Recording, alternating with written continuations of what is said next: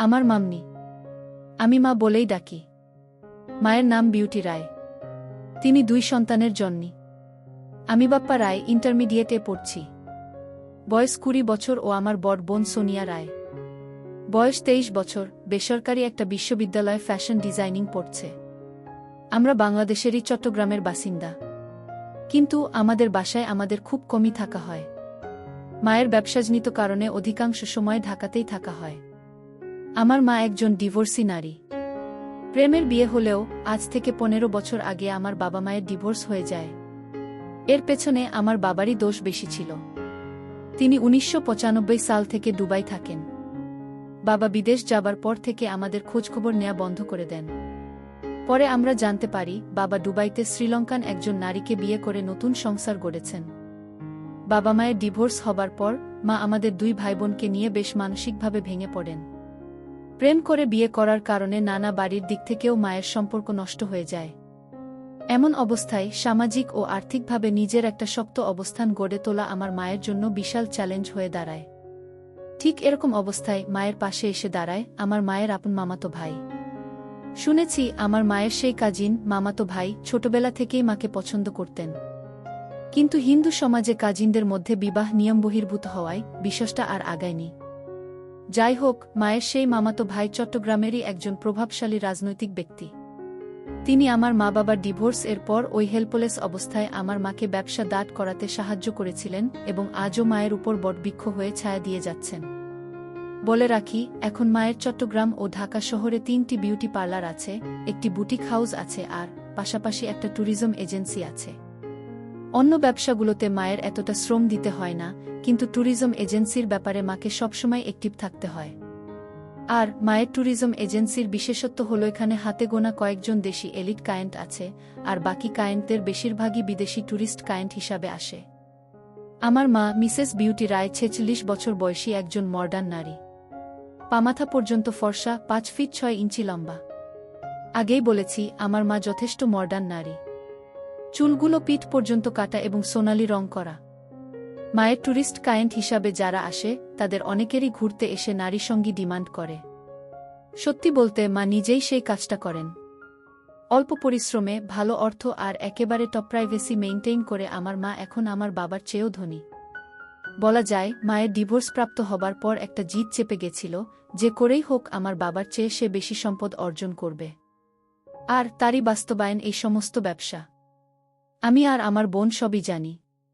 কিন্তু আমরা কখনোই মায়ের এসব কর্মকাণ্ডে কিছু বলতে পারিনি, কারণ আজ আমরা যে লাইফস্টাইল লিড করতেছি তা সবই সম্ভব হয়েছে আমার মা বিউটি রায় এর কারণে। আমি 18 বছর বয়সে একদিন মায়ের শাড়ি পরার সময় দেখতে পাই। সেই থেকে আমার কল্পনার রানী আমার মা বিউটি রায়। মা যখন হাঁটে তখন ঢেউ খেলানো রূপ ধারণ করে থাকে। আর মায়ের আরেকটা ভালো অভ্যাস হল উনি সবসময় পরিষ্কার পরিচ্ছন্ন থাকেন। এই ব্যবসাতে মায়ের পদার্পণ প্রায় 10 বছর হচ্ছে। আমি গত 6-7 বছর হলো জানতে পারলেও আমার দিদি আগাগোড়া সবই জানত। যখন আমার মা 3-4 দিনের জন্য বাড়ির বাইরে ট্যুরে যেত ট্যুরিস্টদের গাইড হিসেবে, তখন আমার দিদিকে সব জানিয়েই যেত, যেন কোনো সমস্যা না হয় আর নিজেদের মধ্যে ভুল বোঝাবুঝিও না হয়। যাই হোক, এভাবেই চলছিল সবকিছু। গত 2020 সালে একদিন বিকালে আমার এক ক্লোজ ফ্রেন্ড আকাশ আমাকে জরুরিভাবে ঢাকার একটা নামকরা রেস্টুরেন্টে ডেকে পাঠালো। আমিও কারণ জিজ্ঞেস করাতে বলল, এলেই বুঝতে পারবি। আমিও ওর কথা মতো ওর দেয়া ঠিকানাতে পৌঁছে গেলাম। তারপর সে আমাকে একটা কর্পোরেট পার্টির অনুষ্ঠানে নিয়ে গেল। তারপর আমি যা দেখলাম তা দেখার জন্য আমি প্রস্তুত ছিলাম না। আমি দেখলাম আমার মা সেখানে 2 জন বিদেশির সাথে অত্যন্ত ঘনিষ্ঠভাবে আড্ডা দিচ্ছে। আড্ডার ফাঁকে তারা লাল পানি খাচ্ছে। এর মধ্যে একজন 30-35 বছরের, অবশ্যই মায়ের চেয়ে বয়সে ছোট। আড্ডার ফাঁকে আমার মায়ের সাথে হাতের কাজ চালাচ্ছে। বিষয়টা আমার বন্ধু আরও 1 ঘন্টা আগে থেকে দূর থেকে তাদের ফলো করছে এবং এই জন্যই আমাকে ডেকেছে। আমি বন্ধুর চোখের দিকে তাকাতে পারছিলাম না লজ্জায়। এমন অবস্থায় আকাশ আমাকে স্বাভাবিক করবার জন্য বলল, এ সমস্ত বিষয় দেখে দুঃখ পাবার কিছু নেই বন্ধু। এখন জগতটাই এরকম, তাই দেখে সহ্য করতে পারলে মজা নিতে চেষ্টা কর। আর নইলে চল এখান থেকে আমরা চলে যাই। বন্ধুর কথায় আমি কেমন যেন একটা আভাস পেলাম। যেহেতু আমি আগে থেকেই মায়ের প্রতি একটু দুর্বল ছিলাম, তাই নীরবে দাঁড়িয়ে একটা অরেঞ্জ জুস খেতে খেতে দেখতে থাকলাম। আমার নীরবতা দেখে আকাশ বলে উঠল, তুই এখন নিশ্চয় আমার সামনে ভীষণ লজ্জা পাচ্ছিস। কিন্তু আমিও এত ভালো মানুষ না। আমিও আমার মা ও মাসিকে এভাবে সুযোগ পেলেই দেখি। আর আমি প্রশ্ন করলাম, আর কি? আকাশ উত্তর দিল, হাত দিয়ে নিজেকে সন্তুষ্ট করি। এবার আমিও একটু অভয় পেয়ে স্বীকার করলাম, আমিও তো একই রকম কাজ করি আরও 1 বছর আগে থেকে। আকাশ, তাহলে তুই লজ্জা পাচ্ছিস কেন? উপভোগ করতে চেষ্টা কর, আর এই জন্যই তো তোকে এখানে আনলাম। যাই হোক, সেদিন সন্ধ্যা পর্যন্ত থেকে আমি আর আকাশ রেস্টুরেন্টের ওয়াশরুমে গিয়ে হাত দিয়ে কাজ সেরে ফেললাম, আর এভাবেই আকাশের কাছে আমার সব গোপনীয়তা ভেঙে গেল। এরপর আমি বাসায় এসে দিদিকে আমার রুমে ডেকে এ ব্যাপারে কিছুটা বলতেই দিদি অকপটে স্বীকার করে নিল, সে এ ব্যাপারে সব জানে অনেক আগে থেকেই। এমনকি দিদি আমাকে বুঝালো, শুধুমাত্র আমাদের বিলাসবহুল জীবনের নিশ্চয়তার জন্যই আমাদের মায়ের এই পথে পা বাড়ানো। তাই তাকে খারাপ ভাবাটা অন্তত আমাদের সাজে না। এর কিছুদিন পর আমি তখন নিয়মিত মাকে কল্পনা করছি। একদিন মা বাসায় নেই, বাসা থেকে বের হবার আগে মা একটা জিন্স আর টিস্যু কাপড়ের শার্ট পরে বের হয়েছে। প্রতিটি ভাঁজ স্পষ্ট বোঝা যাচ্ছে। দেখে আমি আর নিজেকে নিয়ন্ত্রণ করতে না পেরে আমার রুমে হাতের কাজ করছি। এমন অবস্থায় হঠাৎ দিদি আমার রুমে এসে হাজির। আমি একটু খতমত খেয়ে গেলাম। দিদি কিছু না বলে নীরবে আবার চলে গেল। খানিকটা সময় পর আমি দিদির মনোভাব বুঝতে দিদির রুমে গিয়ে গল্প করার চেষ্টা করতে থাকলাম। কিন্তু দিদি বেশি কিছু না রেসপন্স করে একদম সরাসরি জিজ্ঞেস করে বসল, আমি যে কাজটা করছিলাম সেটার পেছনের কারণটা কি আমাদের মা? আমি কি উত্তর দেব ভেবে না পেয়ে বললাম, আমি না নিজেকে কন্ট্রোল করতে পারিনি রে দিদি। আমাকে এবারের মতো ক্ষমা করে দে, আর মায়ের কাছে প্লিজ কিছু বলিস না। দিদি প্রত্যুত্তরে বলল, এই বয়সে এরকম হয়, কিন্তু এভাবে নিজের মায়ের প্রতি দিন দিন অসুস্থ আসক্তি না বাড়িয়ে অন্য কিছুতে নিজেকে ব্যস্ত রাখ। আমার তো দুনিয়াটাই তোর আর মাকে ঘিরে। আমি বুঝি এটা ঠিক না, তবুও না করে পারি না। দিদি এবার সরাসরি বলে ফেলল, দেখ, আমাদের জন্যই আমাদের মা আজ এসব কাজ করছে, আর সেই আমরাই যদি তাকে অন্যদের মতো পণ্য মনে করে থাকি, তাহলেই দুনিয়ায় আমাদের মায়ের মতো দুর্ভাগ্য ও দুঃখ আর কারো নেই। আমি বললাম, আমার যে ইদানিং নারী স্বাদ পেতে খুবই ইচ্ছা করে, তাহলে আমি কি করব বল? দিদি অনেকটা কষ্ট ও হতাশা নিয়ে বলল, এতই যদি তোর মায়ের অবয়ব নিয়ে ব্যাকুলতা থাকে, তাহলে আমিও তো মায়ের শরীরেরই তৈরি। তুই আমার সাথে তোর শখ মিটিয়ে নিস, তবুও মায়ের দিকে এই নজরে আর তাকাবি না। কথাটা বলা মাত্রই দিদির চোখ দিয়ে অশ্রু নামতে শুরু করল। আমি বললাম, তুই মায়ের হয়ে আমার শখ মেটাবি? দিদি নির্বিকার চিত্তে চেয়ে মৌনতা পালন করে সম্মতি দিল। আমি দিদিকে বললাম, তাহলে প্লিজ আমাকে সাহায্য কর, আমি তোর সব কথা রাখব। দিদি বলল, ঠিক আছে, কিন্তু ভুলেও যেন মা কোনোদিন টের না পায়। 6 মাস ধরে দিদির সাথে কাজ করে গেলাম, কিন্তু সত্যি বলতে আমার তখনও মায়ের প্রতি লালসা কাটেনি, যেন আরও দিন দিন বেড়েই চলেছে। কিন্তু আমি দিদিকে কিছু বুঝতে দেই না। মাঝে মাঝে আকাশের বাসায় গিয়ে দুজন ধোয়া সেবন করে আমার মাকে কল্পনা করে দুজন একসাথে স্বাদ মেটাতাম। যাই হোক, একদিন সন্ধ্যারাতে মায়ের পার্টি আছে বলে মা বলে গেলেন আজ রাতে মা ফিরবেন না, ভোরে বাসায় ফিরবেন। আমি আর দিদি সেই রাতের সদ্ব্যবহার করতে শুরু করলাম, কিন্তু বিধির কি লীলাখেলা! আচমকাই রাত 10টা নাগাদ বাড়ি ফিরে কলিংবেল না দিয়েই আরেকটা চাবি দিয়ে দরজা খুলে দেখেন আমি আর দিদি একেবারে একসেট অবস্থায় ড্রয়িং রুমে টিভি দেখছি।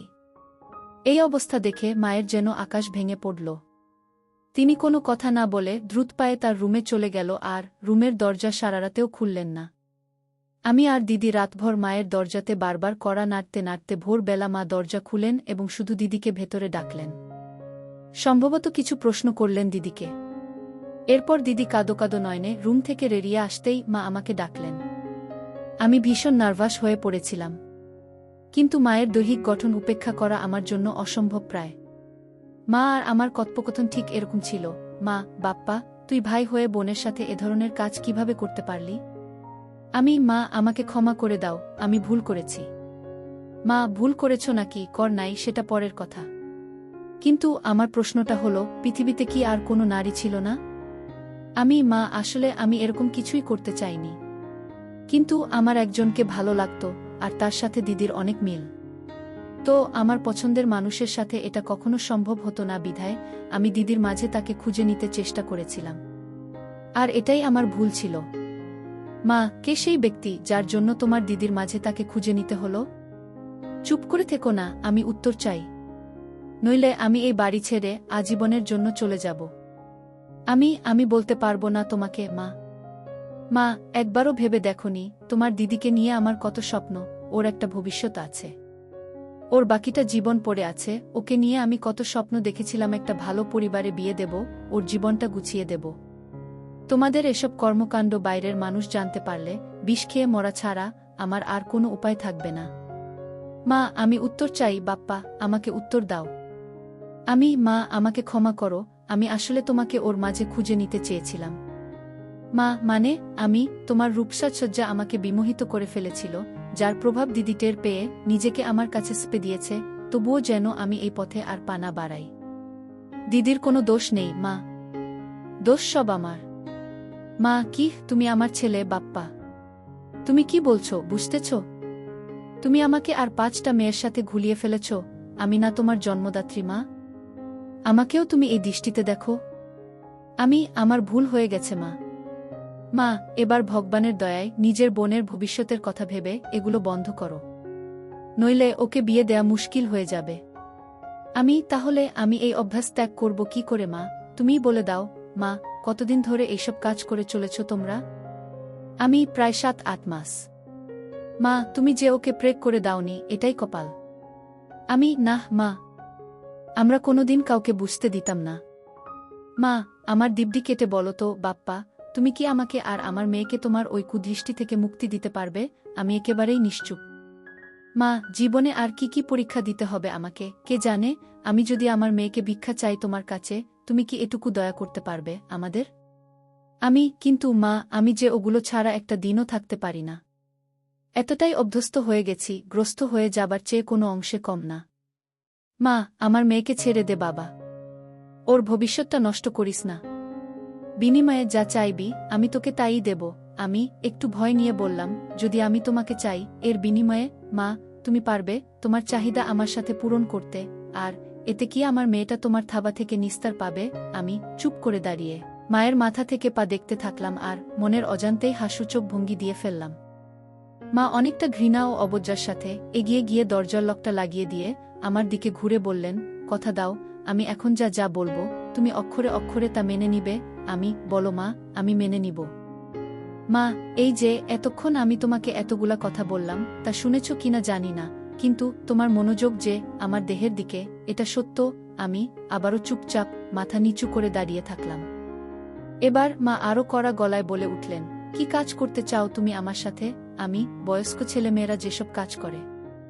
মা এবার একটু গম্ভীর কণ্ঠে বলে উঠলেন, চালাও তোমার পশুত্ব, তোমার মায়ের সাথে যা ইচ্ছে কাজ করো, কিন্তু আমার মেয়ের দিকে আর কোনোদিন চোখ তুলে তাকাতে পারবে না। আর যদি তা না মানো, আমি তোমাকে দিব্যি দিয়ে বলছি আমি নিজেকে শেষ করে দেব। আর তার জন্য দায়ী থাকবে তুমি। মায়ের চোখের দিকে তাকিয়ে বুঝলাম, প্রথমে রাগ নিয়ে সূত্রপাত হলেও তিনি একটু লজ্জা পাচ্ছেন। এরপর আমি আর কোনো কিছু না ভেবে সম্পূর্ণ মনোনিবেশ করলাম। 2 পা এগুতেই দরজার উপাস থেকে আমার দিদি হাউমাউ করে কাঁদতে কাঁদতে ভিতরে চলে আসলো। দিদি বারবার অনুনয় বিনয় করে আমাকে আর মাকে বলছে, সব দোষ আমার মা, আমার জন্য তুমি এত বড় ভুল করো না। তারপর দিদি আমাকে ধরে কাঁদতে কাঁদতে বলতে থাকলো, ভাই প্লিজ, তোর যা ইচ্ছে আমাকে দিতে মিটা, তবুও মায়ের সাথে এমন কাজ কিছু করিস না। এদিকে আমি দিদিকে বললাম, না দিদি, আমি মাকে কথা দিয়েছি, আমি তোর দিকে আর চোখ তুলেও তাকাবো না। মনে মনে আমি ভাবছি, আজকের এই সুযোগ আমার কোনোভাবেই হাতছাড়া করা যাবে না। দিদি তখনও ঘটনাস্থলে দাঁড়িয়ে হাউমাউ করে কেঁদে চলেছে। এক পর্যায়ে মা নিজেই দিদিকে উদ্দেশ্য করে বলে উঠলেন, এত ভোরবেলা আশেপাশের এলাকার মানুষ জড়ো করবি নাকি? নিজের অপরাধের জন্য যদি এতই অনুতপ্ত বোধ হয়, তাহলে তুই তোর রুমে গিয়ে যা খুশি কর। সাথে সাথে আমার মাথায় একটা দুষ্টু বুদ্ধি খেলে গেল।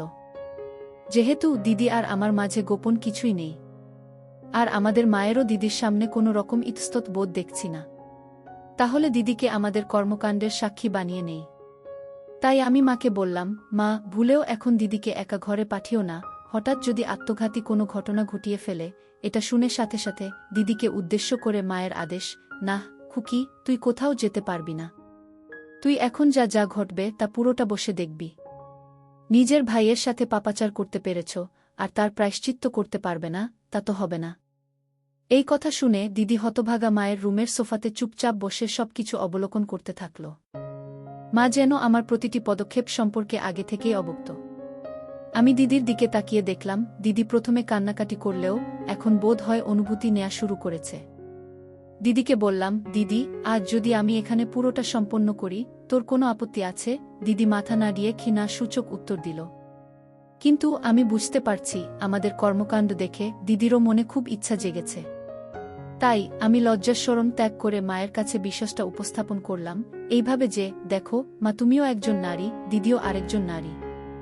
আমাদের কর্মকাণ্ডের ফলে দিদির ভেতরেও তো কোনো সুপ্ত ইচ্ছা জাগতে পারে। হ্যাঁ, আমি তোমার মেয়েকে স্পর্শ করব না, তোমাকে কথা দিয়েছি। কিন্তু ও নিজে থেকে যদি নিজের জ্বালা মিটিয়ে নিতে পারে, তাহলে তো আমাদের কোনো আপত্তি থাকা উচিত নয়, তাই না? মা দিদির চোখের দিকে তাকিয়ে দেখে তার সারা মুখ লাল হয়ে গেছে। তাই মা দিদিকে উদ্দেশ্য করে বললেন, কেউ যদি নিজের ব্যাপার নিজে থেকে প্রকাশ না করে, তবে তাতে কি আমাদের দায়? মানে, মা দিদিকে পরোক্ষ অনুমতি দিলেন।